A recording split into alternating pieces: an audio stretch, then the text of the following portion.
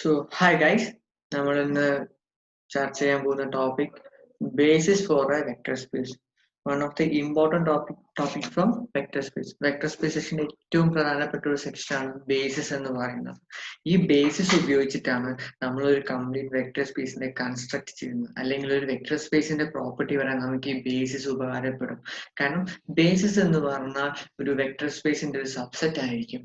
ആ സബ്സെറ്റിന്റെ പ്രത്യേകത എന്താണെന്ന് ചോദിച്ചു കഴിഞ്ഞാൽ ആ സബ്സെറ്റ് ആ വെക്ടർ സ്പേസിനെ മൊത്തമായിട്ട് കൺസ്ട്രക്ട് ചെയ്യും. എങ്ങനെ? ലീനിയർ കോമ്പിനേഷനിലൂടെ. ആ വെക്ടർ സ്പേസിലെ ഏതൊരു എലമെന്റ് എടുത്തു കഴിഞ്ഞാലും നമുക്ക് ഇതിന്റെ ബേസിസിന്റെ ലീനിയർ കോമ്പിനേഷൻ റെപ്രസെന്റ് ചെയ്യാൻ പറ്റും. പോരാതെ ഇത് സാധാ ഒരു സബ്സെറ്റ് മാത്രം ആയാൽ പോരാ, എന്താണോ ഇത് ലീനിയർലി ഇൻഡിപെൻഡന്റ് കൂടി ആവണം. അപ്പൊ ഒരു vector basis of A vector space എന്താന്ന് നമ്മൾ ചർച്ച ചെയ്ത് കഴിഞ്ഞാണ് അല്ലെ. ലീനിയർ കോമ്പിനേഷൻ എന്താന്ന് നമ്മൾ പറഞ്ഞു കഴിഞ്ഞാണ്. സ്പാൻ എന്താന്ന് പറഞ്ഞു കഴിഞ്ഞാണ്. അതുപോലെ തന്നെ ലീനിയർ കോമ്പിനേഷൻ ഉപയോഗിച്ചിട്ട് ലീനിയർ കോമ്പിനേഷൻ പ്രോപ്പർട്ടീസ് നമ്മൾ എങ്ങനെയാണ് ഒരു സെറ്റ് എന്താവുന്നത് ഇൻഡിപെൻഡന്റും ഡിപെൻഡന്റും ആവുന്നതൊക്കെ നമ്മൾ പഠിച്ചു കഴിഞ്ഞു. അപ്പോൾ ഇതുവരെ നമ്മൾ പഠിച്ച ടൂളുകളെല്ലാം നമ്മൾ ബേസിസിലേക്ക് നമ്മൾ കൊണ്ടുവരാൻ പോവാണ്. ബേസിസ് എന്താണ് ഡിഫൈൻ ചെയ്യാൻ വേണ്ടി നമ്മൾ കൊണ്ടുവരാൻ പോവാണ്. അപ്പോൾ നമ്മൾ ഇതിനു മുന്നേ പഠിച്ച linear independence, span, vector space, അതിന്റെ സബ്സെറ്റുകൾ എന്തായിരുന്നു, ആ ടൂളുകളൊക്കെ നമ്മൾക്ക് ഇവിടെ ആവശ്യമുണ്ട്. അതൊക്കെ ഒന്ന് റീകോൾ ചെയ്യണം. ഓക്കെ, അപ്പോൾ എന്താണ് ബേസിസ് എന്ന് പറഞ്ഞാൽ? ബേസിസ് എന്ന് പറയുന്നത് ഒരു വെക്ടർ സ്പേസിന്റെ ബേസിസ് ഓഫ് വെക്ടർ സ്പേസ് എന്നാണ് നമ്മൾ പറയുന്നത് അല്ലെ. അപ്പൊ വി എന്ന് പറയുന്നത് നമ്മളെ ഒരു വെക്ടർ സ്പേസ് ആണ്. ഓക്കെ, ഇനി A subset B of A B, വിയുടെ ഒരു സബ്സെറ്റ് ആണ്. ബിയിലെ കുറച്ച് എലമെന്റുകൾ ഉള്ള ഒരു സെറ്റ് ആണ് എന്തെന്ന് പറയുന്നത് ബി എന്ന് പറയുന്നത്. ഈ ബിനെ എപ്പോഴാണ് നമ്മൾ ഒരു basis B is called a basis എന്ന് പറയുന്നത്? അതിന് രണ്ട് പ്രോപ്പർട്ടികൾ ആവശ്യമാണ്. ഒന്നെന്താ? B is linearly independent. നമ്മൾ കഴിഞ്ഞ ക്ലാസ്സിൽ ചർച്ച ചെയ്തതാണ് എന്താണ് ലീനിയർ ഇൻഡിപെൻഡൻസി. ബി എന്ന് പറയുന്നത് ഒരു വെക്ടേഴ്സിന്റെ സെറ്റ് ആണ്. ആ സെറ്റ് എപ്പോഴാണ് ലീനിയർലി ഇൻഡിപെൻഡന്റ് ആവുക? ആ ലീനിയർ കോമ്പിനേഷൻ, ആ സെറ്റിന്റെ ഏതൊരു ലീനിയർ കോമ്പിനേഷനെയും സീറോയിലേക്ക് ഇക്വേറ്റ് ചെയ്ത് കഴിഞ്ഞാൽ നമുക്ക് അതിന്റെ സ്കേലാസിന്റെ സൊല്യൂഷൻ ആയിട്ട് ട്രിവിയൽ സൊല്യൂഷൻ മാത്രമേ വരാൻ പറ്റുള്ളൂ. അതിന്റെ എല്ലാ സ്കേലേഴ്സും സീറോ എടുത്താൽ മാത്രമേ നമുക്ക് ഈ വെക്ടേഴ്സിന്റെ ലീനിയർ കോമ്പിനേഷനെ സീറോയിലേക്ക് ഇക്വേറ്റ് ചെയ്യാൻ കഴിയാൻ പാടുള്ളൂ. അപ്പൊ അങ്ങനത്തെ ഒരു സെറ്റ് ആണ്. അപ്പൊ നമ്മുടെ സെറ്റ് ബി എന്ന് പറഞ്ഞത് ലീനിയർലി ഇൻഡിപെൻഡന്റ് ആണ്. ഓക്കെ, പിന്നെന്താ? ബി സ്പാൻസ് വി, അല്ലെങ്കിൽ സ്പാൻ ബി എന്ന് പറയുന്നത് വി ആയിരിക്കണം. എന്തായിരുന്നു സ്പാൻ വി എന്ന് പറഞ്ഞാല്? എന്താണ്? വിയിലെ ഏതൊരു എലമെന്റ്, നമ്മളെ ഏറ്റവും വലിയ വെക്ടർ സ്പേസ് അതിന്റെ ഒരു സബ്സെറ്റ് ആണ് ബിയിലെ. അപ്പോ സ്പാൻ ബി എന്ന് പറയുന്നത് വി ആണെങ്കിൽ വി എന്ന് പറയുന്ന വെക്ടർ സ്പേസിലെ ഏതൊരു എലമെന്റ് എടുത്തു കഴിഞ്ഞാലും നമുക്ക് ബി എന്ന വെക്ടേഴ്സിൽ ബി എന്ന സെറ്റിലെ വെക്ടേഴ്സ് ഉപയോഗിച്ച് ലീനിയർ കോമ്പിനേഷൻ ആയിട്ട് അതിനെ റെപ്രസെന്റ് ചെയ്യാൻ പറ്റും. അതായത് ബിയിലെ ഏതൊരു എലമെന്റിനും നമുക്ക് ബിന്റെ വെക്ടേഴ്സ് ലീനിയർ കോമ്പിനേഷൻ ആയിട്ട് റെപ്രസെന്റ് ചെയ്യാൻ പറ്റണം. ഓക്കെ, അപ്പം ബേസിസ് ഓഫ് വെക്ടർ സ്പേസ് പറഞ്ഞാൽ ബേസിസ് എന്ന് പറയുന്ന വെക്ടർ സ്പേസിന്റെ ബേസിസ് എന്ന് പറഞ്ഞാൽ എന്താണ്? ആ വെക്ടർ സ്പേസിലെ എലമെന്റ്സിന്റെ ഒരു സെറ്റ് തന്നെയാണ്. അപ്പൊ ആ വെക്ടർ സ്പേസിലെ കുറച്ച് എലമെന്റ് എടുത്തൊരു സെറ്റ് ഉണ്ടാക്കുന്നു. ആ സെറ്റിന്റെ പ്രത്യേകത എന്താണ്? അത് വിയിലെ ഏത് എലമെന്റിനും നമുക്ക് ലീനിയർ കോമ്പിനേഷൻ സ്പാൻ ചെയ്യാൻ പറ്റണം. ഓക്കെ, അതുപോലെ ഇതെന്ന് പറയും വി എന്ന വെക്ടർ ലീനിയർലി ഇൻഡിപെൻഡന്റ് ആയിരിക്കും. അപ്പൊ ഈ രണ്ട് പോയിന്റ് ആണ്. അപ്പോൾ നമുക്കൊരു സെറ്റ് തന്നിട്ട് അത് ബേസിസ് ആണോ നോക്കാൻ വേണ്ടിയിട്ട് ഒരു വെക്ടർ സ്പേസിന്റെ ഒരു സബ്സെറ്റ് തന്നിട്ട് അത് ആ വെക്ടർ സ്പേസിന്റെ ബേസിസ് ആണോ എന്ന് കാണാൻ വേണ്ടിയിട്ട് നാം ചോദിച്ചു കഴിഞ്ഞാൽ നമുക്ക് എന്തൊക്കെ നോക്കണം? അതിന്റെ രണ്ട് ബേസിസിന്റെ ഡെഫിനേഷൻ എന്താ നമുക്കറിയാം. അവിടെ ആ സെറ്റ് രണ്ട് പ്രോപ്പർട്ടിയാണ് സാറ്റിസ്ഫൈ ചെയ്യേണ്ടത്. ഒന്ന് ലീനിയർ ഇൻഡിപെൻഡൻസിയും ഒന്ന് സ്പാൻ ചെയ്യേണ്ടതെന്ന് നോക്കണം. ഓക്കെ, ഇത് രണ്ടും നമ്മൾ മുന്നേ നോക്കിയതാണ്. ഒരു സെറ്റ് ലീനിയർലി ഇൻഡിപെൻഡന്റ് ആവുന്ന പ്രോബ്ലം നമ്മൾ ചെയ്തു കഴിഞ്ഞതാണ്. അതുപോലെ ഒരു വീനെ സ്പാൻ ചെയ്യുന്നുണ്ടോ എന്ന് നോക്കിയാൽ മതി. എങ്ങനെയായിരുന്നു സ്പാൻ ചെയ്യേണ്ടോ നോക്കിയിട്ടുണ്ടായിരുന്നത്? ആ വെക്ടർ സ്പേസിൽ രണ്ട് എലമെന്റ് നമ്മൾ എക്സ് വൈ എന്ന് എടുക്കും, അല്ലെ എക്സ് എന്ന ഓർഡർഡ് പെയർ ആണെങ്കിൽ എക്സ് വൈ എടുക്കും. ഓർഡർ ട്രിപ്ലറ്റ് ആണെങ്കിൽ നമ്മൾ എന്ത് പറയുന്നത്? എക്സ് വൈ സെറ്റ് എന്ന് എടുക്കും അല്ലെ. എന്നിട്ട് ഈ എക്സ് വൈ എന്ന സെറ്റിലെ നമ്മൾക്ക് ലീനിയർ കോമ്പിനേഷൻ ആക്കി എഴുതാൻ പറ്റുന്ന സ്കേലാസിനെ നമുക്ക് ഈ എക്സ് വൈ വെച്ചിട്ട് റെപ്രസെന്റ് ചെയ്യാൻ പറ്റുമോ എന്ന് നോക്കും. അപ്പോൾ ഇതിന്റെ നമ്മൾ എടുക്കുന്ന ഇപ്പൊ ഓർഡർഡ് പെയർ ആയി എടുക്കാതിരിക്കും. ഓക്കെ, നമുക്ക് പ്രോബ്ലത്തിലേക്ക് പോകുന്നത് നമുക്ക് മനസ്സിലാവും കേട്ടോ. അപ്പൊ നോക്കാം. നമ്മളെ ഫസ്റ്റ് ക്വസ്റ്റ്യൻ ഒരു എക്സാമ്പിൾ തന്നിട്ടുണ്ട് ബേസിസിന്റെ. ആ എക്സാമ്പിളിലൂടെ നമുക്ക് എങ്ങനെയാണ് ഇത് സ്പാൻ ആണ് തെളിയിക്കുന്നു, ലീനിയർ ഇൻഡിപെൻഡന്റ് ചെയ്യുന്നതിന്റെ പ്രോബ്ലം നമുക്ക് കിട്ടിക്കഴിഞ്ഞാൽ നമുക്ക് എക്സാമ്പിളിലൂടെ പറയാവുന്നതാണ്. അപ്പൊ നമുക്ക് ഒരുപാട് പെട്ടെന്ന് മനസ്സിലാവുകയും ചെയ്യും. അപ്പം ഫസ്റ്റ് ഒരു എക്സാമ്പിൾ എന്ന് പറയുന്നത് നമ്മൾ R2ന്റെ കേസ് അല്ലേ. നമ്മൾ ഈ 1001 നമ്മളെ നമ്മൾ R2ലെ എലമെന്റ്സ് ആണ് 1001 അല്ലെ. R2ലെ എലമെന്റ് ഓർഡേർഡ് പെയർ ആയിട്ടാണ് ഉണ്ടാവുക അല്ലെ. എക്സും വൈയും ആക്സിസിലെ എലമെന്റ് 1 എന്ന് പറഞ്ഞ ആക്സിസിലെ നമ്പർ ആണ്. ഇവിടെ 0 എന്ന് പറയുന്ന വൈ ആക്സിസ്, അടുത്ത എലമെന്റിൽ എക്സ് ആക്സിസ് 0 വൈ ആക്സിസ് 1 അപ്പൊ 1001 എന്ന് പറഞ്ഞ ഒരു രണ്ട് ശ്രദ്ധിക്കുക. R2 എന്ന് പറഞ്ഞാൽ എന്താ, ഇൻഫിനിറ്റ് നമ്പർ ഓഫ് എലമെന്റ്സ് ഉള്ള ഒരു വെക്ടർ സ്പേസ് ആണ് അല്ലെ. R2ൽ എത്ര എലമെന്റ്, എക്സ് ആക്സിസിലും വൈ ആക്സിസിലും. എക്സ് ആക്സിസ് തന്നെ ഉണ്ട് infinite number of elements, Y ആക്സിസിൽ അതുപോലെ ഇൻഫിനിറ്റ് നമ്പർ ഉണ്ട് എലമെന്റ്സ്. അത് രണ്ടും കൂടി ചേർന്നിട്ടാണ് R2 ഫോം ചെയ്യുന്നത് അല്ലെ. അപ്പൊ R2ലും ഇൻഫിനിറ്റ് നമ്പർ ഓഫ് എലമെന്റ്സ് ഉണ്ടാവും. ആ ഇൻഫിനിറ്റ് നമ്പർ ഓഫ് എലമെന്റ്സിലെ R2ന്റെ ബേസിസ് ആണ് നമ്മൾ ചോദിച്ചിരിക്കുന്നത്. ചെക്ക് ചെയ്യുന്നത് 1001 എന്ന് പറഞ്ഞിരിക്കുന്ന ഒരു രണ്ട് എലമെന്റിൽ ഒരു സെറ്റ് തന്നിട്ട് അത് ബേസിസ് ആണോ. അപ്പം ബേസിസ് എന്ന് പറഞ്ഞാൽ എന്താ, ഇത് ഈ R2ലെ ഇൻഫൈനൈറ്റ് നമ്പർ ഓഫ് എലമെന്റ്സിനെ സ്പാൻ ചെയ്യാൻ പറ്റണം. ഈ രണ്ട് എലമെന്റ് വെച്ചിട്ട് നമുക്ക് സ്പാൻ ചെയ്യാൻ പറ്റുമോ നോക്കണം. ഇത് R2ലെ എല്ലാ എലമെന്റും നമ്മൾ ഇതിനു മുന്നേ ഒരു എക്സാമ്പിൾ ചെയ്തിട്ടുണ്ടായിരുന്നു. എന്ത്, ഇത് 1001 R2ലെ ഏതൊരു എലമെന്റിനും നമ്മൾ സ്പാൻ ചെയ്യുന്ന കാണിച്ചിട്ടുണ്ട്. അത് എങ്ങനെയായിരുന്നു, എക്സ് വൈ നമ്മൾ എടുത്തിട്ട് മുന്നേ നമ്മൾ ചെയ്ത എക്സാമ്പിൾ നോക്കുക. ആ എക്സാമ്പിൾ കൃത്യമായിട്ട് പറയുന്നുണ്ട്. ഞാൻ റിപ്പീറ്റ് ചെയ്യുന്നില്ല, മുന്നത്തെ വീഡിയോ നിങ്ങൾ നോക്കിയാൽ മതി.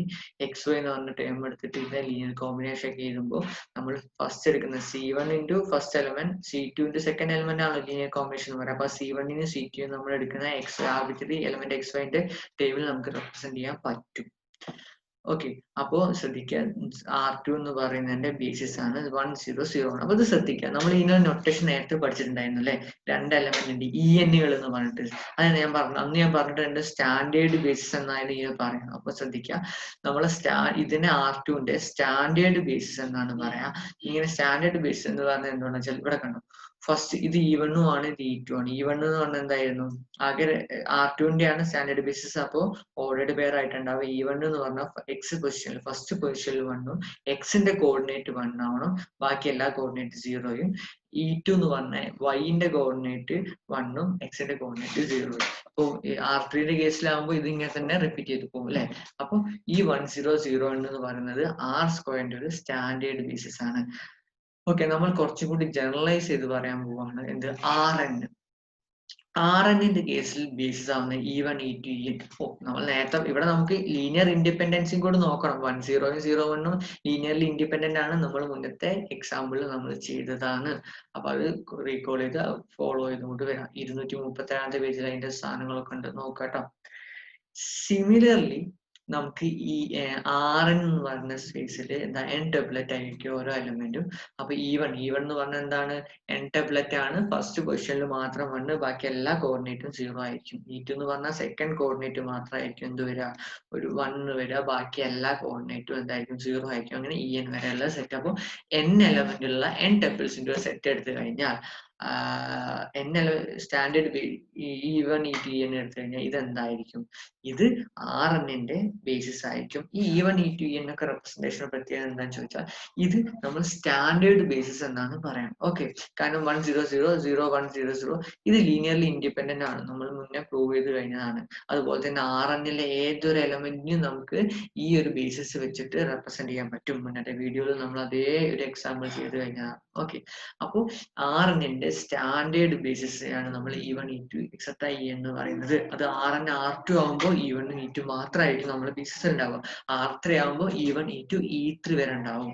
ഓക്കെ,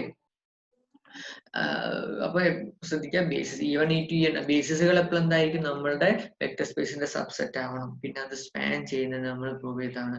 പിന്നെ അത് എന്തായിരിക്കണം, ലീനിയർലി ഇൻഡിപെൻഡന്റ് ആണെന്ന് നമ്മൾ പ്രൂവ് ചെയ്ത് കഴിഞ്ഞാൽ. ഇതൊക്കെ ഓൾറെഡി നമ്മൾ മുന്നേ ലീനിയർ ഇൻഡിപെൻഡൻസും സ്പാനും എന്ന ടൂളുകളൊക്കെ നമ്മൾ ഇൻട്രൊഡ്യൂസ് ചെയ്യുമ്പോൾ ചെയ്ത എക്സാമ്പിളുകളിൽ പെട്ടുകൊണ്ടാണ് എന്ത് പറയുന്നത്, ഇത് നമ്മളിവിടെ വീണ്ടും റിപ്പീറ്റ് ചെയ്ത് പറയാത്തത്. ആ വീഡിയോ എടുത്ത് കാണാം. ഓക്കെ, മൂന്നാമത്തെ ഒരു എക്സാമ്പിൾ, ഇത് നമ്മൾ ഡിസ്കസ് ചെയ്ത എക്സാമ്പിൾ തന്നെയാണ്. അപ്പൊ ഇപ്പൊ മനസ്സിലായില്ലേ എന്തുകൊണ്ടാണ് നമ്മൾ തുടക്കത്തിൽ ഈ ലീനിയർ ഇൻഡിപെൻഡൻസ് ഒക്കെ പറയുമ്പോൾ തന്നെ ഈ എക്സാമ്പിൾ ഒക്കെ എടുത്തത്. ഇതൊക്കെ ഒരു ബേസിസ് ആയിരുന്നു നമ്മൾ ചർച്ച ചെയ്തിരുന്ന വെക്ടർ സ്പേസിന്റെ. അതുകൊണ്ടാണ് നമ്മൾ ഇതൊക്കെ നേരത്തെ പറഞ്ഞു പോയത്. ഇപ്പൊ നമുക്ക് ജസ്റ്റ് പറയാം, ഓക്കെ ഇത് സ്പാൻ ചെയ്യും, ഇത് ലീനിയർ ഇൻഡിപെൻഡന്റ് ആണ്, നമ്മൾ ഓൾറെഡി ചെയ്ത് കഴിഞ്ഞതാണ്. അതിന്റെ എളുപ്പത്തിനും കൂടി വേണ്ടിയിട്ടാണ് നമ്മൾ തുടക്കത്തിൽ അതേ ഈ ഒരു എക്സാമ്പിൾ തന്നെ എടുത്ത് ചർച്ച ചെയ്തു. ഓക്കെ, ഇവിടുത്തെ എക്സാമ്പിളിൽ എന്താ പറയുന്നത്, നമ്മളെ സെറ്റ് ബി എന്ന് പറയുന്നത് 1 x square etcetera up to x power n അല്ലെ. ഇതെന്ന് പറയുന്നത് എന്തിനാണ്? ഇത് മോണോമിയൽസ് ആണ് അല്ലെ. ഇതിന്റെ ആകെ കോഷ്യന്റ് ഒക്കെ 1 ആണ്. എക്സ് സ്ക്വയർ ടേമുകൾ മാത്രമേ ഉള്ളൂ അല്ലെ. ഡിഗ്രി അറ്റ്മോസ്റ്റ് n വരെയുള്ള പവറുകളുള്ള സെറ്റ് മൊത്തം എക്സ് റേസ് 0 മുതൽ n വരെ പവറുകളുള്ള എല്ലാ പോളിനോമിയൽസിന്റെയും എന്തിന് മോണോമിയൽസ് ഇവിടെ ഉണ്ട് ആണല്ലോ. ഇനി ഇത് എന്തിന്റെ പി എന്നിന്റെ എന്ന് പറഞ്ഞാൽ എന്തായിരുന്നു? Polynomials of degree utmost n അല്ലെ. n വരെ ഡിഗ്രി ഉള്ള പോളിനോമിയൽസിന്റെ എല്ലാം കൂടിയിട്ടുള്ള സെറ്റ്. അതൊരു വെക്ടർ സ്പേസ് ആവും നമ്മൾ മുന്നേ പ്രൂവ് ചെയ്ത് കഴിഞ്ഞാൽ കേട്ടോ. ഇതൊക്കെ ഫസ്റ്റ് ക്ലാസ്സിലൊക്കെ നമ്മൾ ചർച്ച ചെയ്താണ് കേട്ടോ, എങ്ങനെയാ പോളിനോമിയൽ ആവുന്നത്. ഓക്കെ, ഇനി ഇത് അപ്പൊ ഈ 1 എക്സ് സ്ക്വയർ ഒക്കെ എന്താണ്? ഇതൊക്കെ ഒരു പോളിനോമിയൽ ആണ്. അപ്പൊ ഇത് പി എന്നിലെ എലമെന്റ്സ് തന്നെയാണ് അല്ലെ. അപ്പൊ പി എന്നിന്റെ ഒരു സബ്സെറ്റ് ആണ് പോളിനോമിയൽ എന്ന് പറയുന്നത്. ഓക്കെ, ഇനി നമുക്ക് എന്താ നോക്കേണ്ടത്? ഇത് ലീനിയർലി ഇൻഡിപെൻഡന്റ് ആണോ നോക്കണം അല്ലെ. ഈ സെറ്റ് ലീനിയർലി ഇൻഡിപെൻഡന്റ് ആണോ നോക്കാൻ വേണ്ടി നമ്മൾ എന്തായാലും ചെയ്യാം, ഇതിന് കുറച്ച് സ്കാലാറിന്റെ സെറ്റ് കിട്ടും. Alpha naught alpha 1 alpha n ഇങ്ങനെയുള്ള n സ്കാലാസ് എടുത്തു, അതിന്റെ ലീനിയർ കോമ്പിനേഷൻ എഴുതി, അതിനെ 0ലേക്ക് ഇക്വേറ്റ് ചെയ്തു. ഇത് 0 ആണെങ്കിൽ നിങ്ങൾ നോക്കാം, ആൽഫ നോട്ട് 0 അല്ല. അപ്പൊ ഇതൊക്കെ 0 ആയിട്ടും കാര്യമില്ല. ആൽഫ നോട്ട് 0 അല്ലെങ്കിൽ ഇത് പോയല്ലോ. അപ്പൊ ഈ ഒരു പോളിനോമിയലിനെ 0ലേക്ക് ഇക്വേറ്റ് ചെയ്യണമെങ്കിൽ സ്കേലാർ ഇതൊരു 0 എന്ന് പറഞ്ഞാൽ 0 പോളിനോമിയൽ ആക്കണമെങ്കിൽ ഒറ്റ ഒരു വഴിയുള്ളൂ. എന്ത് വേണം? ആൽഫ നോട്ടും ആൽഫ 1ഉം എല്ലാ ആൽഫകളും എന്താണ്? 0 ആവണം. അല്ലാണ്ട് ഒരു പോസിബിലിറ്റി ഉണ്ടോ? നമുക്ക് ഇവിടെ ഇപ്പം മൈനസും പ്ലസ് ഒക്കെ മൈനസ് ആൽഫ നോട്ടും പ്ലസ് ആൽഫ നോട്ടും എന്നൊക്കെ റിപ്പീറ്റ് ചെയ്തിട്ട് കാര്യമില്ല. കാരണം ഇതൊക്കെ എക്സും എക്സ് സ്ക്വയർ എക്സ് റേസ് എന്ന് നമുക്ക് പ്ലസ് ചെയ്യുമ്പോൾ രണ്ടും വ്യത്യസ്ത ടേം ആയിട്ട് അല്ലേ. ഇപ്പൊ ഇവിടെ എക്സ് ഉണ്ട്, ഇവിടെ എക്സ് സ്ക്വയർ ഉണ്ട് അടുത്ത ടേം. ഇപ്പൊ minus X plus X square cancel ആക്കാനോ നമുക്ക് രണ്ടും രണ്ട് ടേം ആയിട്ട് തന്നെ വർക്ക് ചെയ്യില്ല. നമ്മളിവിടെ ആഡ് ചെയ്യല്ലേ, എക്സും എക്സ് സ്ക്വയറും എക്സ് ക്യൂബിനൊക്കെ ഏതൊരു സ്കേലാർ കൊണ്ട് മൾട്ടിപ്ലൈ ചെയ്ത് ആഡ് ചെയ്യാം. പക്ഷെ എന്താണ്, നമുക്ക് എക്സിനും എക്സ് സ്ക്വയറിനും ആഡ് ചെയ്യാൻ കഴിയില്ല. എക്സ് പ്ലസ് എക്സ് സ്ക്വയറും തന്നെ എഴുതാൻ പറ്റുള്ളൂ അല്ലെ. ആ ലോജിക്ക് എന്നാണ് നമ്മൾ എങ്ങോട്ട് പറയുന്നത്, ഇതൊരു 0 പോളിനോമിയൽ ഇക്വേറ്റ് ചെയ്യണമെങ്കിൽ there is only one chance, that is alpha നോട്ടുകളിൽ നമ്മൾ എടുത്തിരിക്കുന്ന എല്ലാ ആൽഫകളും എന്തായിരിക്കണം? 0 ആവണം. ഓക്കെ, അതായിരുന്നു നമ്മളുടെ ഇൻഡിപെൻഡൻസിന്റെ ഡെഫിനിഷൻ. സോ ഈ ഒരു മെത്തേഡ് വെച്ച് നമ്മൾ എന്ത് ചെയ്തു? ഈ ഒരു സെറ്റ് ലീനിയർലി ഇൻഡിപെൻഡന്റ് ആണ് കിട്ടി അല്ലെ. ഇനിയുള്ളത് എന്താ? ഇത് നമ്മൾ എല്ലാ പോളിനോമിയലിലും സ്പാൻ ചെയ്യുമെന്നോ അല്ലെ. സിമ്പിൾ. നമുക്ക് അതിന്റെ ഈ ഒരു തിയറി പാർട്ടിൽ പോവാണെങ്കിൽ നമുക്ക് ഒറ്റ നോട്ടത്തിൽ പറയാവുന്നുള്ളൂ. നോക്കുക, നമ്മളിപ്പോ ഏതെങ്കിലും ഞാൻ 5x+1 എന്ന് പറഞ്ഞൊരു പോളിനോമിയൽ എടുത്തു അല്ലെ. 5x+1 എന്ന പോളിനോമിയൽ നമുക്ക് ഇത് വെച്ച് എങ്ങനെ ഉണ്ടാക്കാൻ പറ്റും? ഇതാ എക്സിന്റെ കോഷ്യന്റ് 5ഉം പ്ലസ് 1നെ 1 തന്നെ ആക്കി നിർത്താം അല്ലെ. ഇപ്പൊ 5x+1 ഇവിടെ കിട്ടി. ബാക്കി എല്ലാത്തിനും കോഷ്യന്റ് 0 ആക്കിയാൽ പോരെ. അപ്പൊ നമുക്ക് എന്ത് പറയാം, നമ്മൾ ഈ ഒരു ഏതൊരു പോളിനോമിയൽ എടുത്തു കഴിഞ്ഞാലും നമുക്ക് ഈ ഒരു സെറ്റ് വെച്ചിട്ട് നമുക്ക് സ്പാൻ ചെയ്യാൻ പറ്റും. ഡിഗ്രി അപ് ടു n വരെയുള്ള ഏത് പോളിനോമിയൽ എത്തിക്കഴിഞ്ഞാൽ എന്ത് വരും? നമുക്ക് റെപ്രസെന്റ് ചെയ്യാം. ഓക്കെ, ഇത് ഇവിടെ നമുക്ക് എന്താ, ഇവിടെ എങ്ങനെയാ ഇതിന്റെ ജനറൽ പറയുന്നത് നോക്കാം. Also, every polynomial of degree at most n is in the form a naught. ഒരു ജനറൽ പോളിനോമിയലിന്റെ ഫോം ആണ് എന്താ? a naught plus a1x plus etc plus anx x power n. ഇവിടെ നോക്കാം, ഇവിടെ നമ്മളിപ്പോ ഇതല്ലേ ജനറൽ ഫോം. നമുക്ക് 5x+1 a നോട്ട് 5 ആവണം, സോറി a1 5ഉം a നോട്ട് 1ഉം ആയ നേരത്തെ പറഞ്ഞ എക്സാമ്പിൾ 5x+1. ബാക്കി എല്ലാ എന്നുകളും 0 ആക്കി എടുത്തു കഴിഞ്ഞാൽ നമുക്ക് 5x+1 ആയില്ലേ. അപ്പോൾ നമ്മൾ ഏതൊരു പോളിനോമിയൽ എടുത്തു കഴിഞ്ഞാലും നമുക്ക് ഈ ഒരു സെറ്റിന്റെ ലീനിയർ കോമ്പിനേഷൻ ആക്കി എഴുതാൻ പറ്റും. എക്സാമിന് എഴുതുമ്പോൾ നമ്മൾ ഈ ഒരു ജനറൽ ഫോം വെച്ചിട്ടാണ് പറയേണ്ടത്.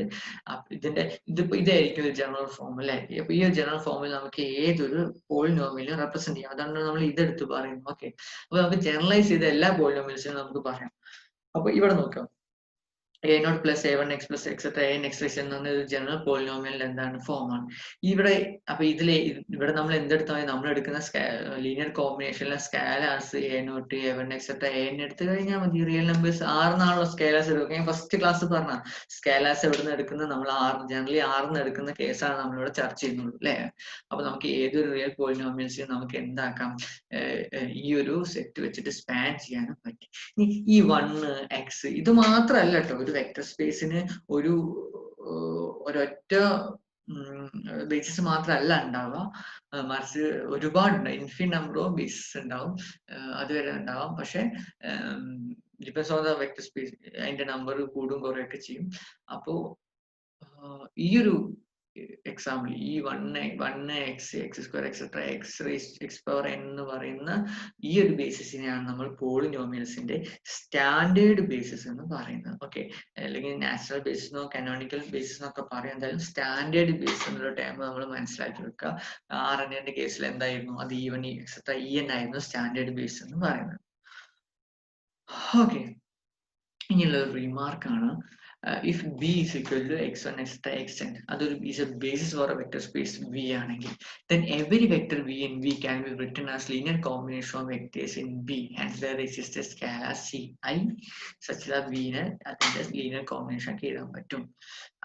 ഇങ്ങനെ ഒക്കെ ഞാൻ ഓൾറെഡി പറഞ്ഞു കഴിഞ്ഞു. ബേസിസിന്റെ ഡെഫിനേഷൻ എന്താണ്? ഫസ്റ്റ് ലീനിയർലി ഇൻഡിപെൻഡന്റ് ആണെന്നും, സെക്കൻഡ് ഏത് വെക്ടർ സ്പേസിന്റെ ബേസിസ് ആണോ ആ വെക്ടർ സ്പേസിലെ ഏതൊരു എലമെന്റിനും നമുക്ക് ലീനിയർ കോമ്പിനേഷൻ റെപ്രസെന്റ് ചെയ്യാൻ പറ്റണം. അതുകൊണ്ടാണ് നമ്മൾ എന്ത് പറഞ്ഞത്, ഈ സെറ്റ് സബ്സെറ്റ് സ്പാൻസ് വി എന്ന് പറഞ്ഞത് അല്ലെ. സ്പാൻ ഓഫ് ബി എന്ന് പറഞ്ഞാൽ വി ആവണം. ബി വെച്ച് സ്പാൻ ചെയ്യുന്ന വിയിലെ മൊത്തം നമുക്ക് സ്പാൻ ചെയ്യാൻ പറ്റണം. അപ്പൊ നമുക്ക് വിത്ത് റെസ്പെക്ട്, അപ്പൊ നമ്മൾ അതിൽ ഒറ്റ ബേസിസ് ഉണ്ട്. ഓക്കെ, ഞാൻ നേരത്തെ പറഞ്ഞു ഒരു വെക്ടർ സ്പേസിന് ഒന്ന് കൂടുതൽ ബേസിസ് ഉണ്ടാവാം. Up to infinite number of ബേസിസുകളുള്ള വെക്ടർ സ്പേസുകളുണ്ട്. അപ്പോൾ ഓരോ ബേസിസ് വെച്ചിട്ട് നമ്മൾ ഓരോ രീതിയിലേക്ക് ലീനിയർ കോമ്പിനേഷൻ കിട്ടാം അല്ലെ. കാരണം നമ്മളെ ബേസിസിലെ എലമെന്റ്സ് ഇവിടെ മാറില്ല. അപ്പോൾ നമ്മൾ ബി എന്ന് പറഞ്ഞ ഒരു ബേസിസ് നമ്മളെ കയ്യിലുണ്ട്, അത് വിന്റെ ബേസിസ് ആണ്. അപ്പോൾ അതിന്റെ ഒന്ന് ഇത് ലീനിയർലി ഇൻഡിപെൻഡന്റ് ആണ്. ആൻഡ് സെക്കൻഡ് പോയിന്റ് ഈസ്, ആ വിയിലെ ഏതൊരു എലമെന്റിനും നമുക്ക് ഈ ബേസിസിന്റെ ലീനിയർ കോമ്പിനേഷൻ ആയിട്ട് റെപ്രസെന്റ് ചെയ്യാൻ പറ്റും. അപ്പോൾ ലീനിയർ കോമ്പിനേഷൻ റെപ്രസെന്റ് ചെയ്യാന്ന് പറഞ്ഞാൽ ഏതൊരു എലമെന്റ് വി, സ്മോൾ വി എന്ന് പറഞ്ഞ നമ്മളെ വെക്ടർ സ്പേസിലെ എലമെന്റ് ആണ്. ഈ വിനെ അപ്പോൾ അതിലത്തെ എലമെന്റ് ആയിട്ട് നമുക്ക് ഈ ഒരു സെറ്റ് വെച്ച് ലീനിയർ കോമ്പിനേഷൻ ആക്കി എഴുതി വെക്കാം. അപ്പോൾ C1 C2 ഏതെങ്കിലും ഒരു സ്കേലറിന്റെ സെറ്റ് ഉപയോഗിച്ചിട്ട് നമുക്ക് ലീനിയർ കോമ്പിനേഷൻ ആയി റെപ്രസെന്റ് ചെയ്യാം. From the definition of basis നമുക്ക് ഇങ്ങനെ എഴുതാം അല്ലെ. കാരണം ഇത് സ്പാൻ ചെയ്യും അല്ലെ. ബേസിസ് ആ വ്യക്തിയിലെ വിനെ സ്പാൻ ചെയ്യുന്നതുകൊണ്ട് അതിൽ ഏതൊരു എലമെന്റ് എടുത്താലും അതിന്റെ ലീനിയർ കോമ്പിനേഷൻ ആക്കി എഴുതാം. അത് ആ സ്പാൻ എന്ന് പറയുന്നതിന്റെ ഡെഫിനിഷൻ ആയിട്ട് മനസ്സിലാക്കിയാൽ നമുക്ക് കിട്ടുന്നത് എങ്ങനെ എഴുതാൻ പറ്റുന്നത് അല്ലെ. എന്താണ് ലീനിയർ കോമ്പിനേഷൻ ആക്കി എഴുതാൻ പറ്റുന്നതാണ് നമ്മൾ സ്പാൻ ചെയ്യാൻ പറ്റുക പറഞ്ഞു അല്ലെ. അപ്പൊ ഒരു വി എടുത്തു, അതിനെ ലീനിയർ കോമ്പിനേഷൻ നമ്മൾ എഴുതി കഴിഞ്ഞു. അപ്പോൾ ഈ നമ്മൾ എടുക്കുന്ന ഈ scalars that will depend on the subset B. Okay, നമ്മൾ എടുക്കുന്ന നമ്മളെ ബേസിസ് ഡിപ്പെൻഡ് ചെയ്യും. നമ്മൾ എടുക്കുന്ന സ്കേലാസ് എന്തിനെ ഡിപ്പെൻഡ് ചെയ്യും? നമ്മളുടെ ബേസിസിനെ ഡിപ്പെൻഡ് ചെയ്യും. അപ്പൊ നമ്മൾ ഇവിടെ എടുക്കുന്ന ബേസിസിനനുസരിച്ച് ഓരോ വെക്ടറിന്റെയും ഈ ഒരു നമ്മൾ എടുക്കുന്ന ലീനിയർ കോമ്പിനേഷൻ ആക്കാൻ എടുക്കുന്ന ആ സ്കേലാസ് ഡിഫറെന്റ് ആയിരിക്കും. അപ്പോൾ വിത്ത് റെസ്പെക്ട് ടു ആ ബേസിസ്, അപ്പൊ നമ്മൾ ഈ ഒരു ബേസിസ് എടുത്തു കഴിഞ്ഞാൽ നമ്മൾ വെക്ടർ സ്പേസിലെ ഒരു എലമെന്റ് വിനെ നമ്മൾ ഇങ്ങനെ ലീനിയർ കോമ്പിനേഷൻ റെപ്രസെന്റ് ചെയ്യും. അപ്പൊ നമുക്ക് കിട്ടുന്ന സ്കേലാസ് ഉണ്ടല്ലോ, ദ സ്കേലാസ് Ci എന്ന് പറയുന്നത് അതിന് കോർഡിനേറ്റ് ഓഫ് വി, അതായത് വി എന്ന് പറയുന്ന വെക്ടർ സ്പേസിലെ ഒരു എലമെന്റ് ആണ് വി. ആ കോർഡിനേറ്റ് എന്ന് പറയുന്ന വിനെ നമ്മൾ ലീനിയർ കോമ്പിനേഷൻ എഴുതുന്നു. അപ്പൊ നമുക്ക് കിട്ടുന്ന സ്കേലാസ് നമ്മൾ എന്ത് പറയുന്നു? Coordinates of v relative to the basis B. വിനെ റിലേറ്റീവ് ചെയ്തിട്ട് വിന്റെ കോർഡിനേറ്റ് ആണ്. ഓക്കെ, സ്കേലാർ, ആ സ്കേലാറിനെ നമ്മൾ കോർഡിനേറ്റ് ഓഫ് വി എന്ന് പറഞ്ഞു. വി എന്ന് പറഞ്ഞാൽ വെക്ടർ സ്പേസിലെ എലമെന്റ് ആണ്. ഓക്കെ, അപ്പൊ in Rn the n-tuple notation a1 a2 etc n for a vector a means that the real number a1 a2 an are the coordinate of relative to the base standard basis ei. അതെ, നമ്മൾ നേരത്തെ standard ബേസിസുകളിലെ linear combination ഒക്കെ ചർച്ച ചെയ്യുമ്പോൾ നമ്മൾ already പറഞ്ഞാണ് എന്ത്. ഇപ്പോൾ R2ന്റെ കേസിൽ 1 2 എന്ന് പറയുന്ന ഒരു ഓർഡേഡ് പെയർ, 1 2 എന്ന് പറയുന്ന ഒരു ഓർഡേഡ് പെയറിനെ നമ്മൾ സ്റ്റാൻഡേർഡ് ബേസിസ് 1 0 0 1 എടുക്കുമ്പോൾ നമ്മൾ സ്കേലാസ് ഏതൊക്കെ വരിക? 1 × 1 0 പ്ലസ് 2 × 0 1 എന്നല്ല എഴുതിയിരിക്കുന്നത്.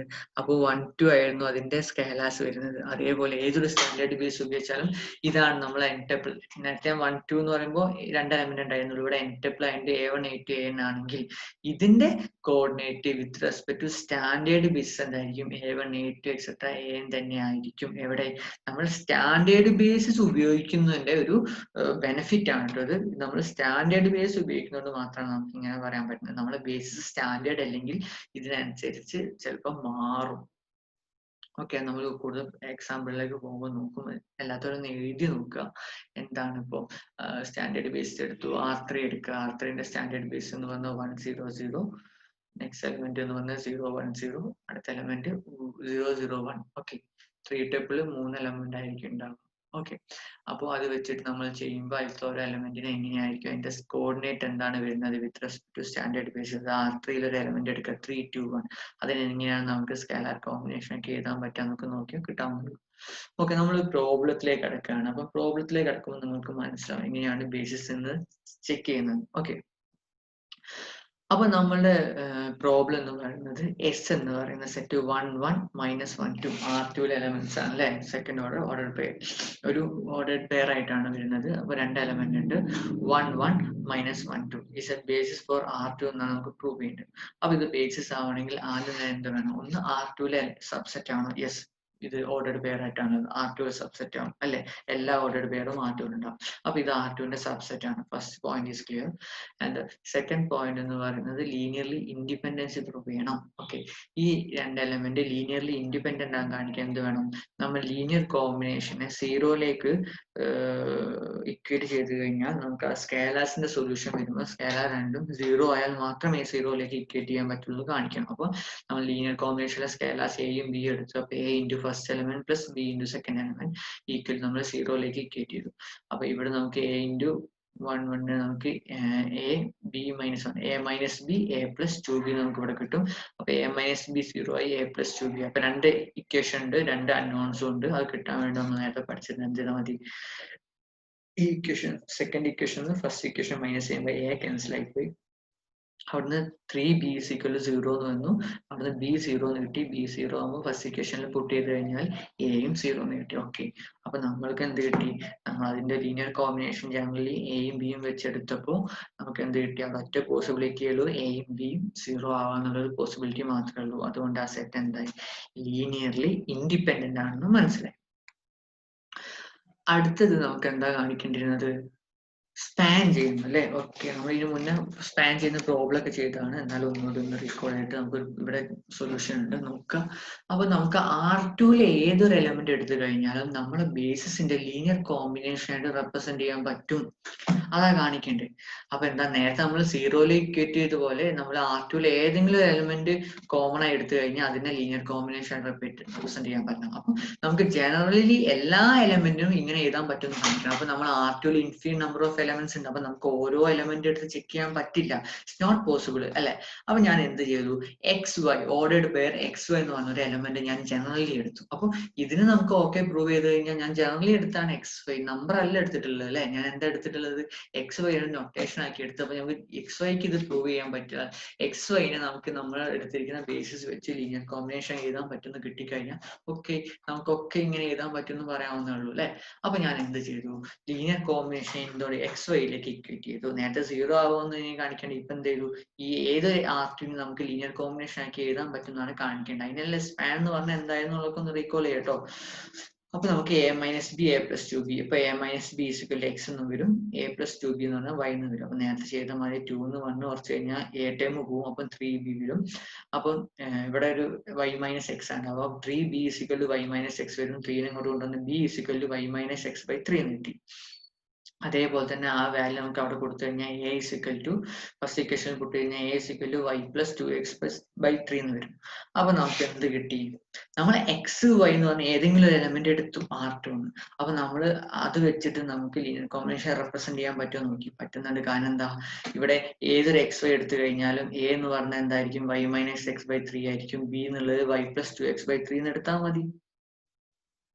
ഓക്കെ, അപ്പൊ ഈ y മൈനസ് y എക്സ് ഒക്കെ നമ്മൾ എടുത്ത് ഈ എക്സും വൈ, ഇപ്പൊ ഇവിടെ 2, 3 എന്നാണെങ്കിൽ ഇവിടെ എയും ബിയും ഇപ്പൊ 2, 3 ഓർഡർ പെയർ 2, 3 എന്ന R2 ഒരു എലമെന്റ് ആണ് അല്ലെ. അപ്പൊ 2, 3ക്ക് പകരം നമുക്ക് ഇവിടെ എന്താ വരിക, വൈക്ക് 2 3 കൊടുത്ത് ഇവിടെ സോൾവ് ചെയ്യുക. അപ്പൊ നമുക്ക് എ കിട്ടും. ഇവിടെ അതേപോലെ തന്നെ വൈക്കും 2, 3 കൊടുത്തു കഴിഞ്ഞാൽ നമുക്ക് ഇവിടുത്തെ എയും ബിയും കിട്ടും. അപ്പൊ നമുക്ക് അവിടെ നിന്ന് എന്ത് കിട്ടി, നമുക്ക് ഏതൊരു XY എടുത്തു കഴിഞ്ഞാലും നമുക്ക് കറസ്പോണ്ടിങ് ആയിട്ട് നമ്മൾ എടുക്കേണ്ട സ്കാലാസ് എങ്ങനെയായിരിക്കും നമുക്ക് കിട്ടിക്കഴിഞ്ഞു. അപ്പൊ ഏതൊരു R2 എലമെന്റിനും നമുക്ക് ഈ ഒരു സബ്സെറ്റിന്റെ നമ്മൾ എടുത്തിരിക്കുന്ന ഏത് 1, 1, -1, 2 എന്ന് പറഞ്ഞ ഓർഡർ പെയർ കൊണ്ട് നമുക്ക് റെപ്രസെന്റ് ചെയ്യാൻ പറ്റുമെന്ന് പറ്റി. ഓക്കെ, അപ്പൊ നമുക്ക് എന്തായിട്ട് ലീനിയർ കോമ്പിനേഷൻ ആക്കി എഴുതാനും കിട്ടുന്നു മനസ്സിലായി. ലീനിയറിൽ ഇൻഡിപെൻഡന്റ് ആണ് കിട്ടി, ഇതിന്റെ സബ്സെറ്റ് ആണ് കിട്ടി. ഈ 3 കണ്ടീഷൻ സാറ്റിസ്ഫൈ ചെയ്ത് കഴിഞ്ഞാൽ എന്തായി, ഇത് R2 ബേസിസ് ആണ് കിട്ടി ആണല്ലോ. ഇനി അടുത്ത പ്രോബ്ലം ഇതുപോലെ തന്നെ നമ്മൾ R3 അപ്പൊ നോക്കാം സ്റ്റാൻഡേർഡ് ബേസിസ് ആണെങ്കിൽ ഇതിന്റെ ഒന്നും പ്രശ്നമില്ലായിരുന്നു അല്ലെ. ഇപ്പൊ ഈ ഒരു കേസസ് നോക്കി, ഈ ഒരു കേസിൽ നമ്മളിവിടെ R2ലെ സ്റ്റാൻഡേർഡ് ബേസിസ് ചെയ്ത് 1001 ആണെങ്കിൽ എന്തായിരിക്കും എയും ബിയും വരിക? 1ഉം ഇപ്പോ എക്സും വൈയും തന്നെ വരും. ഓക്കെ, നമ്മളിവിടെ 1011 മൈനസ് 12 പകരം 10യും 01ഉം നമ്മളെ സ്റ്റാൻഡേർഡ് ബേസിസ് ആണ് എടുത്തിട്ടുണ്ടായിരുന്നെങ്കിൽ നമുക്ക് ലീനിയർ കോമ്പിനേഷനിലെ എയും ബിയും എന്താ വരിക? എ എക്സ് എന്ന് വരും, ബി എന്ന് പറഞ്ഞാൽ വൈ എന്നും ഡയറക്റ്റ് ആയിട്ട് എഴുതാവുന്നേ ഉണ്ടാവുള്ളൂ അല്ലെ. അപ്പൊ സ്റ്റാൻഡേർഡ് ബേസിന്റെ കാര്യം വെറും ട്രിവിയൽ ആയിട്ട് നമുക്ക് എഴുതാവുന്നേ ഉള്ളൂ കേട്ടോ. അതുകൊണ്ടാണ് ഇവിടെ സ്റ്റാൻഡേർഡ് ബേസിസ് വെച്ച് പ്രോബ്ലം തരാത്തത്. അതുകൊണ്ടാണ് ജസ്റ്റ് എക്സാമ്പിളിൽ മാത്രം സ്റ്റാൻഡേർഡ് ബേസ് നമ്മൾ പറഞ്ഞു. പിന്നെ ഓൾറെഡി സ്റ്റാൻഡേർഡ് ബേസ് നമ്മൾ ഡിസ്കസ് ചെയ്ത് കഴിഞ്ഞതുമാണ്. ഇനി അടുത്തത് ഇതേപോലെ തന്നെയാണ് R3ന്റെ ഒരു സബ്സെറ്റ് എന്നിട്ടുണ്ട്. കണ്ടോ, R3 സബ്സെറ്റ് നമുക്ക് കണ്ടറിയാലോ. കാരണം എന്താ, ഓരോ ട്രിപ്ലറ്റ് ഉണ്ട്, 3 എണ്ണം ഉണ്ട് കേട്ടോ. അപ്പം നിങ്ങൾ കുറച്ചും കൂടി മുന്നോട്ട് പോയി പഠിക്കും. നമുക്ക് ബേസിസ് ആവണമെങ്കിൽ R3ൽ 3 എലമെന്റ് എന്തായാലും വരണം. 1 2 3.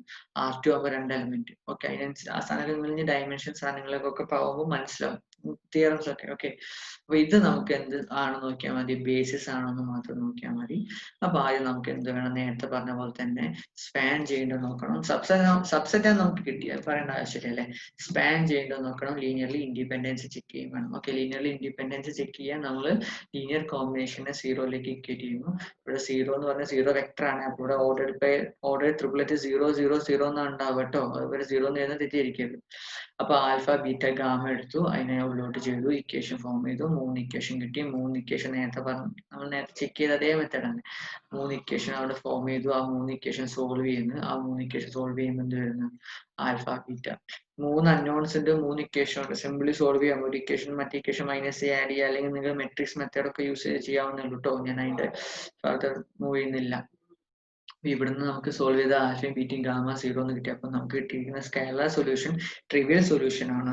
അതെല്ലാം ആൽഫയും ബീറ്റയും ഗാമയും ഒക്കെ എന്താണ്? 0 ആണ്.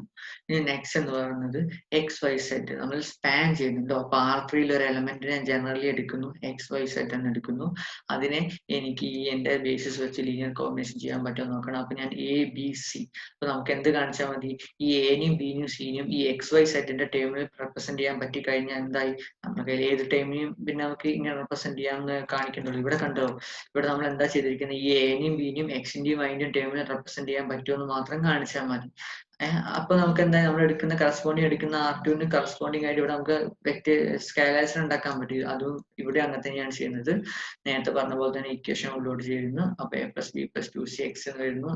a plus 2b minus C y a plus 3b plus C എന്നുള്ള സെറ്റ്. അപ്പൊ 3 ഇക്വേഷൻ കിട്ടുന്നു. ആ 3 ഇക്വേഷൻ നമ്മൾ സൊല്യൂഷൻ കാണുകയാണ്. നമുക്ക് ഏതൊക്കെ ഇക്വേഷൻ കാണാം? നമ്മൾ മെട്രിക്സ് ഉപയോഗിച്ചുള്ള സൊല്യൂഷൻ സാധനങ്ങളൊക്കെ നമ്മൾ ഡിസ്കസ് ചെയ്യുന്നത്. അതിലൂടെയൊക്കെ പോകാം. അല്ലെങ്കിൽ മൈനസും പ്ലസും ഇക്വേഷൻ തന്നെ അങ്ങോട്ടും ഇങ്ങോട്ടും മൈനസ് ചെയ്യുന്നത്. ഈ ടൈമിലൊക്കെ എ ഉണ്ട്, മൈനസ് ചെയ്താൽ തന്നെ നമുക്ക് എ ക്യാൻസൽ ആയി കിട്ടും. ഏതെങ്കിലും ടൈമിന് മൾട്ടിപ്ലൈ ചെയ്തൊക്കെ ചെയ്ത് കഴിഞ്ഞാൽ നമുക്ക് സിമ്പിൾ ആയിട്ട് കിട്ടാവുന്നുള്ളൂ കേട്ടോ. സിമ്പിൾ അൽജിബ്രിക് മെത്തേഡ് മാത്രം ഫോളോ ചെയ്താൽ നമുക്ക് +2 മാത്സ് ആണ്. അപ്പൊ അങ്ങനെ ചെയ്യുമ്പോൾ നമുക്ക് എന്ത് എക്സ് വൈ സെറ്റിന് എങ്ങനെ നമുക്ക് എക്കും ബിനും സിനും എനും ബിനും സിനും ഞാൻ എന്ത് ചെയ്ത് എക്സ് വൈ സെറ്റ് എന്ന് വെച്ച് നമുക്ക് റെപ്രസെന്റ് ചെയ്യാൻ പറ്റുന്നുണ്ടോ എന്ന് നോക്കണം. ഓക്കെ, ഇനി ഫർദർ ഡൗട്ട് ഉണ്ട് നമുക്ക് ഡിസ്കസ് ചെയ്യാം. ഈ ഇക്വേഷൻ സോൾവ് ചെയ്യുന്നത് നമ്മൾ ഓൾറെഡി ഇതിന് മുന്നേ മെട്രിക്സ് സൊല്യൂഷൻ ഒക്കെ നമ്മൾ ഡിസ്കസ് ചെയ്താണ്, അതുകൊണ്ടാണ് ചെയ്യാത്തത് കേട്ടോ. അപ്പൊ ഇവിടെ എന്ത് കിട്ടി? നമ്മൾ ഈ സ്കേലാറിന്റെ ലീനിയർ കോമ്പിനേഷൻ ഒക്കെ ചെയ്യുന്ന സ്കേലാസിനെ എക്സ് വൈ സെറ്റ് വെച്ച് റെപ്രസെന്റ് ചെയ്യാൻ പറ്റുന്നുണ്ട്. ഓക്കെ, അപ്പോൾ സ്പാൻ ചെയ്യുന്നുണ്ട് പ്രൂവ് ചെയ്യാൻ പറ്റി. ലീനിയർ കോമ്പിനേഷൻ ലീനിയർലി ഇൻഡിപെൻഡന്റ് ആണ് ചെയ്യാൻ പറ്റിയത് സബ്സെറ്റ് വേണം. അപ്പോൾ നമ്മൾ എടുത്തിരിക്കുന്ന ഈ സെറ്റ് എന്താണ്? ഒരു ബേസിസ് ആണ്. ഇനിയുള്ള ഇതേപോലെ തന്നെ 1x² നേരത്തെ പറഞ്ഞ പോലെ P2ന്റെ 1x². ഓക്കെ, P2ന്റെ സ്റ്റാൻഡേർഡ് ബേസിസ് ആണ് അല്ലേ.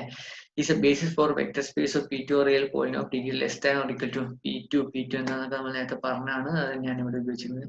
ഇത് അത് നേരത്തെ നമ്മൾ പറഞ്ഞു 1x² നാച്ചുറൽ ബേസിസ് അല്ലെങ്കിൽ സ്റ്റാൻഡേർഡ് ബേസിസ് ആണ്. ഇത് ബേസിസ് ആണെന്നാണ് പ്രൂവ് ചെയ്യേണ്ടത്. അപ്പോൾ ഫസ്റ്റ് നമ്മൾ ചെയ്യേണ്ട ലീനിയർലി ഇൻഡിപെൻഡൻസ്, നേരത്തെ പറഞ്ഞ പോലെ തന്നെ ലീനിയർലി ഇൻഡിപെൻഡൻസ് ചെക്ക് ചെയ്യണം. ആ ലീനിയർലി ഇൻഡിപെൻഡൻസ് ചെക്ക് ചെയ്യാൻ വേണ്ടി നമ്മൾ എന്ത് ചെയ്തു? അതിന്റെ ലീനിയർ കോമ്പിനേഷൻ എടുത്തു. അതിന്റെ സ്കേലാർ ആയിട്ട് ഞാൻ ആൽഫ ബീറ്റ ഗാമനെ റെപ്രസെന്റ് ചെയ്തു. ആൽഫ ബീറ്റ ഗാമന്റെ ലീനിയർ കോമ്പിനേഷൻ കോമ്പിനേഷൻ ഞാൻ സീറോയിലേക്ക് ഇക്വേറ്റ് ചെയ്തു. സീറോ എന്ന് പറഞ്ഞാൽ സീറോ പോളിനോമിയൽ ആണ്. നേരത്തെ പറഞ്ഞ പോലെ തന്നെ ഇതൊരു സീറോ പോളിനോമിയൽ ആണെങ്കിൽ ഒറ്റ കേസുകളും ആൽഫയും ബീറ്റയും ഗാമയും സീറോയിലേക്ക് പോകണം. അതൊക്കെ നമ്മൾ നേരത്തെ ഡിസ്കസ് ചെയ്ത കാര്യങ്ങളാണ് കേട്ടോ. അപ്പോൾ ഈ ഒരു ഇതിനെ സീറോ പോളിനോമിയൽ ആക്കണം. എന്ത് വേണം? ഇതിപ്പോ ആൽഫ മാത്രം സീറോ ആയ സീറോ ഇല്ല, അവിടെ ബീറ്റയും ഗാമയും സീറോ ആണ്. അപ്പൊ മാത്രമേ നമുക്ക് ഒരു പോളിനോമിയലിനെ കംപ്ലീറ്റ്ലി സീറോ പോളിനോമിയലിലേക്ക് മാറ്റാൻ പറ്റുള്ളൂ. അതേപോലെ തന്നെ ഈ ഒരു 1x(x²) വെച്ചിട്ട് അപ് ടു ഡിഗ്രി, ഇതാണ് ജനറൽ ഫോം അല്ലെ. ഒരു പോളിനോമിയലിന്റെ ജനറൽ ഫോം എന്ന് പറയുന്നത് a0 + a1x + 8x². ഒരു polynomial of degree less than or equal to general form ഇങ്ങനെയല്ല ഉണ്ടാവുക. ഈ സ്കേലാറിന്റെ സാധനം മാറ്റുന്നതനുസരിച്ച് സ്കേലാറുകൾ a0 a1 a2 മാറുന്നതനുസരിച്ച് നമുക്ക് എല്ലാ പോളിനോമിയൽസും ഇങ്ങനെ റെപ്രസെന്റ് ചെയ്യല്ലേ. അപ്പൊ ഇങ്ങനെ ജനറൽ റെപ്രസെന്റേഷൻ എടുത്ത് നമ്മൾ R2-ലെ xy എന്നും R3-ലെ xyz എന്ന് എടുത്ത പോലെ ഒരു പോളിനോമിയലിന്റെ ജനറൽ ഫോം വരെ a0 + a1x + 8x² എന്നായിരിക്കും. ഓക്കെ, അപ്പൊ ഇതിന്റെ കോഷ്യന്റ് നമുക്ക് എന്താ വേണ്ടത്? ഇതിനെ സ്പാൻ ചെയ്യാൻ പറ്റണം. സ്പാൻ ചെയ്യാൻ പറ്റണം നമുക്ക് സ്കേലാസിന്റെ ഒരു പർട്ടിക്കുലർ വാല്യൂ എന്താ വരുന്നത് നമുക്ക് പറയാൻ പറ്റണം. ഒരു പോളിനോമിയൽ, അപ്പൊ ഇതാണ് ഒരു പോളിനോമിയൽ എടുത്തു കഴിഞ്ഞാൽ നമ്മള് സ്കേലാസ് a0 a1 a2 തന്നെ ആയിരിക്കും. അപ്പൊ നമുക്ക് ഈ ഒരു സെറ്റ് വെച്ചിട്ട് ഏതൊരു പോളിനോമിയലിനെയും നമുക്ക് സ്പാൻ ചെയ്യാൻ പറ്റും നമുക്ക് പറയാൻ പറ്റും. ഓക്കെ, അപ്പോൾ നമ്മൾ ഡയമെൻഷൻ എന്തായാലും ഡിസ്കസ് ചെയ്ത് കഴിഞ്ഞു. അപ്പോൾ മനസ്സിലാക്കുക ഡയമെൻഷൻ്റെ രണ്ട് പ്രോപ്പർട്ടികൾ എന്തൊക്കെയാണ് വരുന്നത് നോക്കുക. അതുപോലെ തന്നെ ലീനിയർലി ഇൻഡിപെൻഡൻസും സ്പാൻ ചെയ്യുന്നു. അപ്പോൾ ലീനിയർ ഇൻഡിപെൻഡൻസ് എന്ന ടൂൾ നമ്മൾ നേരത്തെ പഠിച്ചാണ്. അപ്പോൾ അവിടെ നമ്മൾ ഒരുപാട് എന്ത് ചെയ്തിട്ടുണ്ട്, ഇത് ഡിസ്കസ് ചെയ്ത് കഴിഞ്ഞ കാര്യമാണ്. ലീനിയർ ഇൻഡിപെൻഡൻസ് ചെക്ക് ചെയ്താണ്. അപ്പോൾ ആ സാധനം തന്നെ ആ ഒരു മെത്തേഡ് ഉപയോഗിച്ച് തന്നെയാണ് നമ്മൾ ഇവിടെയും ചെയ്യുന്നത്. അതേപോലെ ലീനിയർ ഇൻഡിപെൻഡൻസ് സ്പാൻ ചെയ്യുന്നുണ്ടോ, സ്പാൻ എന്ന ടൂൾ നമ്മൾ ഇതിനു മുന്നേ ഡിസ്കസ് ചെയ്ത് കഴിഞ്ഞാണ്. അവിടെ നമ്മൾ സ്പാൻ ചെയ്യേണ്ടോ നമ്മൾ എക്സാമ്പിളിലൂടെ കണ്ടാണ്. അപ്പൊ ആ സെയിം ആ രണ്ട് ടൂളിന് അതേപോലെ നമ്മൾ ഇങ്ങോട്ട് കൊണ്ടുവരുന്നേ ഉള്ളൂ. ആ സെയിം മെത്തേഡ് കൂടെ തന്നെയാണ് ചെയ്യുന്നത്. ഓക്കെ, അപ്പോ നമ്മൾ ശ്രദ്ധിക്കുക, ഒരു വലിയൊരു വെക്ടർ സ്പേസിനെ നമുക്ക് റെപ്രസെന്റ് ചെയ്യാൻ ചെറിയൊരു സബ്സെറ്റ് മാത്രം മതി. അതാണ് നമ്മളുടെ ബേസിസിന്റെ ഏറ്റവും വലിയ പ്രത്യേകത. ഓക്കെ, അപ്പോ ശ്രദ്ധിക്കുക. അപ്പോൾ നിങ്ങൾ ശ്രദ്ധിക്കുക, ഒരു ബേസിസിന്റെ കൺസ്ട്രക്ഷനെ കുറിച്ചാണ് ബേസിസിൽ ഒരു വെക്ടർ സ്പേസിന്റെ കൺസ്ട്രക്ഷനെ കുറിച്ചിട്ടാണ് നമ്മൾ ഇത്ര നേരം ചർച്ച ചെയ്തുകൊണ്ടിരിക്കുന്നത്. അപ്പൊ നമ്മളിങ്ങനെ പടിപടിയായിട്ട് വരികയായിരുന്നു. ഒരു വെക്ടർ സ്പേസ് കൺസ്ട്രക്ട് ചെയ്യാൻ ആ വെക്ടർ സ്പേസിന്റെ ചെറിയൊരു സബ്സെറ്റ് മതി. അവിടെ നമ്മൾ എടുക്കുന്ന ടൂളുകൾ എന്തൊക്കെയാണ്? ലീനിയർ കോമ്പിനേഷൻ ആണ് അല്ലെ. അപ്പൊ നമ്മളെ കയ്യിൽ ഒരു ചെറിയൊരു സെറ്റ് ഉണ്ട്, അതിനെ ലീനിയർ കോമ്പിനേഷൻ ചെയ്തിട്ട് ഇൻഫിനിറ്റ് ടൈം ലീനിയർ കോമ്പിനേഷൻ ചെയ്തിട്ട് നമുക്ക് ഇൻഫിനിറ്റ് നമ്പർ ഓഫ് എലമെന്റ്സ് ഉണ്ടാക്കാം. അങ്ങനെ നമുക്കൊരു വലിയൊരു ഇൻഫിനിറ്റ് നമ്പർ ഓഫ് എലമെന്റ്സ് അല്ലെങ്കിൽ ചെറിയൊരു വെക്ടർ സ്പേസ് ആയാലും വലിയൊരു വെക്ടർ സ്പേസ് ആയാലും നമുക്ക് കൺസ്ട്രക്ട് ചെയ്യാൻ പറ്റും. ഓക്കെ, അപ്പോ ഇനി നമുക്ക് ഇതിന്റെ ഒരു ബെനിഫിറ്റ് എന്താ? നമ്മൾ ഈ ഒരു ബേസിസും നമ്മൾ തുടക്കം തൊട്ട് വരുമ്പോൾ കണ്ടോ, ആദ്യം സബ്സെറ്റുകളിൽ വെക്ടർ സ്പേസിന്റെ ഒരു എന്താന്ന് പറഞ്ഞു വെച്ചു. പിന്നെ വെക്ടർ സ്പേസ് കൺസ്ട്രക്ട് ചെയ്യാൻ ഓരോ ടൂളുകളും അല്ലെ.